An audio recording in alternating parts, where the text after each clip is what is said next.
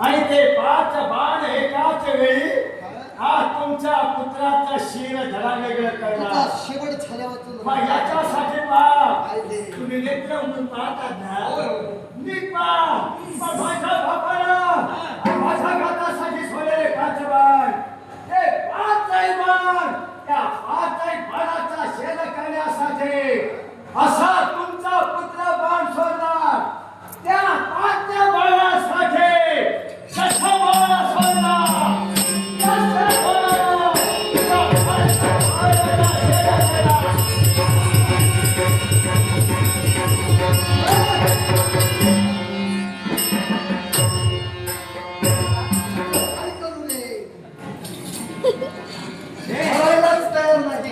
तू पंचबाणाची योजना केली, त्यानं दशबाणाची योजना केली. हा आता काय करू? आता काय करणार?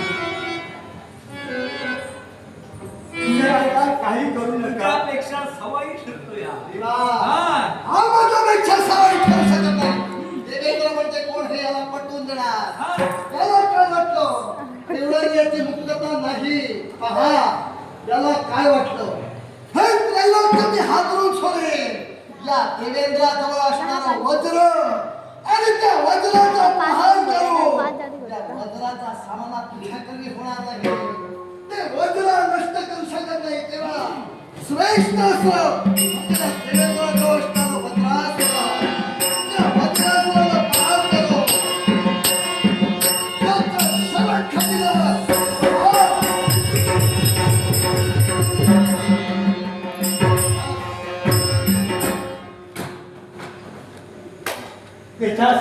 काही क्षण मधून मोकळा होणार. हे कुणावर सोडणार? तुझ्यावर पुत्राच्या घातासाठी. हे तुमच्या दोषाला वज्र तुम्ही सोडलात आणि या वज्रामुळं तुमच्या पुत्राचं शिर धडा वेगळं होणार. तुमचा पुत्र भूमीवर पडल्यानंतर त्याचे ज्ञान गेल्यानंतर माझ्या बापाला आनंद होणार. मरणार म्हणजे मरणार. आणि माझ्या मरणाची वाट पाहणारा माझा बाप जरूर आनंदानं मरण पहा. जरूर आनंदानं माझा मरण पहा. पण तुम्ही जे वज्र सोडलात ते वज्र तुमचं आहे. जर ते वज्र तुमचं आहे, आता हे शस्त्र माझ्या बापाच्या हातचं आहे. ते दुसऱ्याच्या बापाच्या हातचं नव्हे. तुम्ही माझे बाप, वज्र तुमच्यात होतं. ते वज्र सोडलात. मग आता पहा, मग मी म्हणले अवघडर ते वज्र पहा, फक्त पाजरा.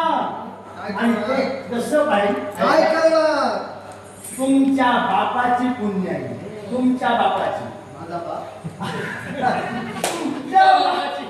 तुमच्या बापाची पुण्य आहे. खरी जर तुमच्या पाठीशी असेल, तुमच्या बापाच्या पुण्याईनं तुम्ही शकलयज्ञ पूर्ण केला. माझ्या बापाची पुण्याई आहे. तुमच्या बापाच्या पुण्याईनं अमरावतीचं आसन बसलेला. 33 कोटी देवतांचे तुम्ही अधिपती झाला. म्हणजे तुमच्या बापाची पुण्याई तेवढी तुमच्या वाट्याला होते. एवढी वाट्याला आहे. मग ते तुमचे बाप, त्या तुमच्या बापाची पुण्याई आणि माझ्या बापाची पुण्याई, तुमच्या बापाची पुण्याई आणि माझ्या बापाची पुण्याई एवढी ताकद असली तर पुढे तुम्ही काय करणार? तेव्हा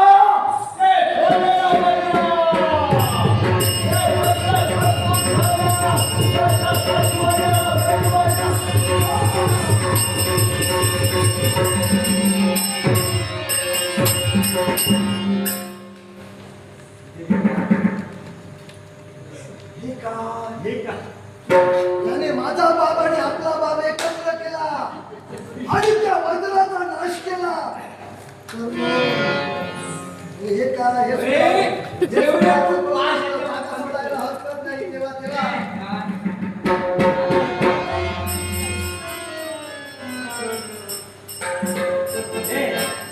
तसं नाही. जेवढे तू पाय ह्याच्यावर चालवतेस ना, तेवढे असफल ठरताय. पळण्यासाठी जागा व्यवस्थित आहे की नाही हा. हे पाहिल्याशिवाय होणार